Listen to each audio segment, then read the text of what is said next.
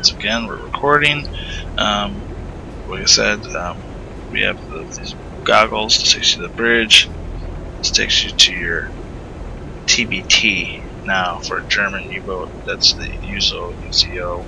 I forget what that stands for, but essentially the same thing. You have the American terminology there, because this is the American game, American campaign.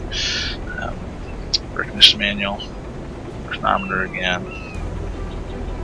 Set target for deck gun. So if I look to these binoculars, I can click on that and set that. I can also rescue a survivor from the water. If I find them down here and point at them with the binoculars or with the UZO, and I click that button, it will pull them out of the water and take them aboard the ship. This is the deck gun option, so we'll explore that when we talk about the deck gun. Although I typically do all deck gun by hand personally, so it's a little bit different than some of the other captains, but that you may have seen on Let's Plays, but I like to do that all by hand. Anti-aircraft, these are all the options here, but what I've discovered in this game is that anti-aircraft, although more effective I think in Silent Hunter 3 vanilla game, not as nearly as effective in Silent Hunter 4. I've tried to take out aircraft on several occasions. Their ability to hurt me seems greatly more than my ability to hurt them or take them out in any kind of ability, so I just don't do it. I just crash dive, get the heck out of there. Here we have our sonar.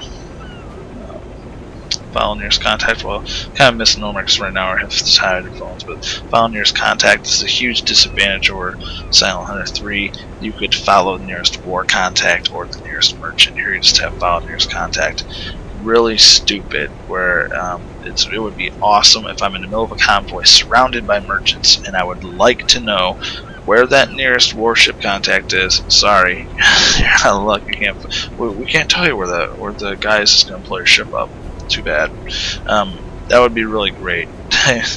Maybe there is a mod for that, but that would be fantastic, because that's a huge disadvantage. You can't listen. You would have to go to the hydrophone yourself and go find it and listen to it. So, not a cool feature. It's cool that you can listen to the nearest contact, but it'd be a lot more cooler if you can differentiate and tell them follow the nearest warship or follow the nearest merchant. Report contacts. Basically radio guys, since oh no, never mind. This is the hydrophone guy sending out a report as to where he's heard somebody at, and send a variant TDC. I think that's more of an American type thing, where it might work for the German boat. You have the hydrophone guy listen to where the ship is, press that button, and it sends it to the target computer. We already talked about the radar. Just turns it on and off. Continuous search and single sweep. There is also a radar screen. Flip it on. We have, I believe this is range. Yep. No, it's a sweeper focus. So this is continuous sweep or focus on. And this is range. So long distance and short distance. So those are those. So there's the continuous sweep turning on.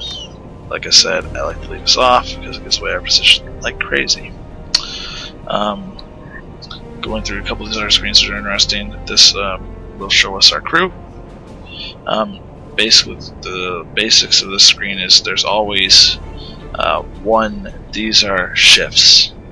So you think of factory worker shifts or anything else. And these are the guys who are currently awake and working at station on the boat. Sometimes between shifts there will be two sets of people working in areas. They're handing off the duties, but typically there's one set of group. If we go to battle stations, it took me a while for the company. Battle stations. Come to battle stations. Everybody runs to the battle stations, and all these guys wake up and or stop doing whatever their other assigned duties are and get to the battle stations, and you will see the efficiency, which is these green bars of how well they're doing in each area, go up tremendously with the number of people in that room, getting involved when they went to the battle stations. So you'll see each of those things shoot up. So it's very good to go to battle stations. A couple other screens here. These are all our little options that we picked up. This is where our current boat setup is with all of our optional updates and add-ons, if you will. This is the damage screen where we'll be able to see how much damage our U-boat's taken. Hull damage is in a percentage from 0 to 100. That does, in my estimation, affect the percentage of your maximum dive death. So if you were at 90% hull damage, and let's say your maximum dive death was, let's go over here, let's say, just for argument, let's say 200 meters, so if you lost 10% of that, you would lose 40 meters of dive depth, so then it would be 160. So, wait, no, 180 is 20. It's 10%, double that. Yeah, so you would be at 180 maximum dive depth. Excuse me.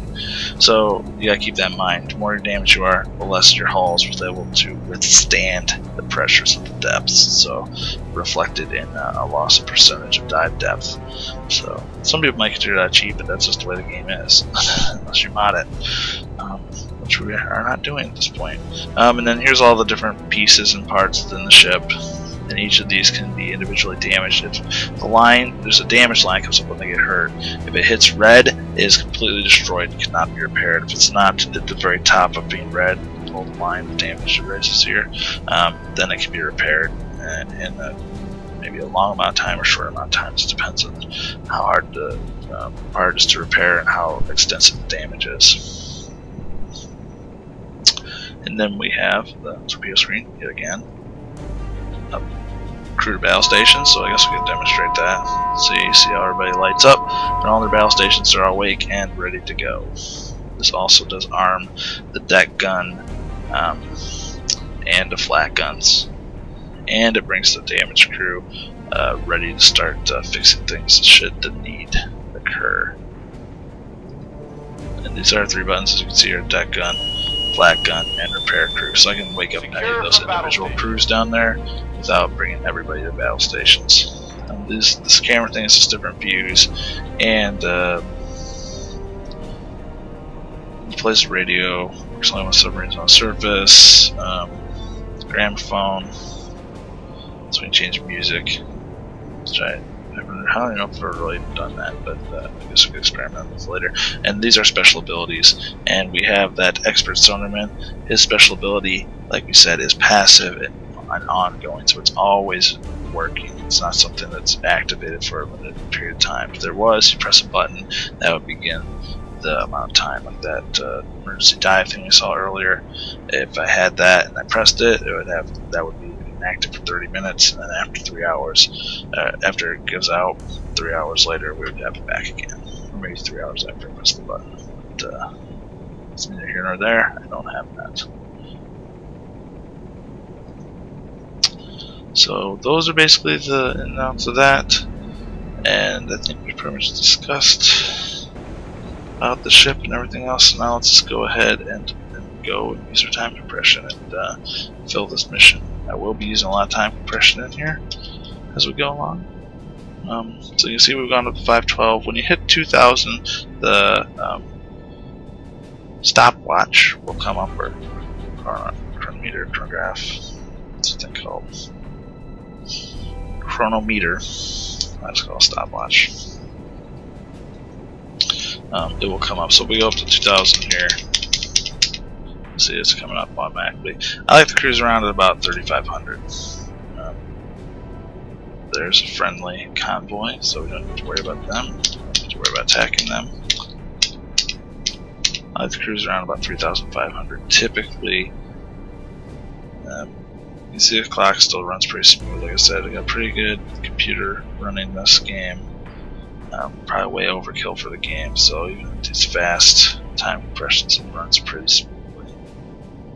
But you will still see the typical leg jerk. Well, typically what happens is you run into a convoy, you'll see the time kind of stagger a bit. You will still get that even on this computer. You will see that occur.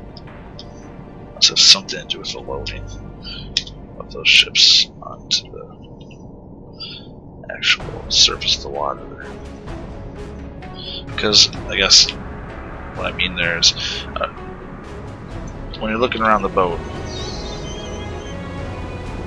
only so much of the ocean is actually modeled not the whole ocean.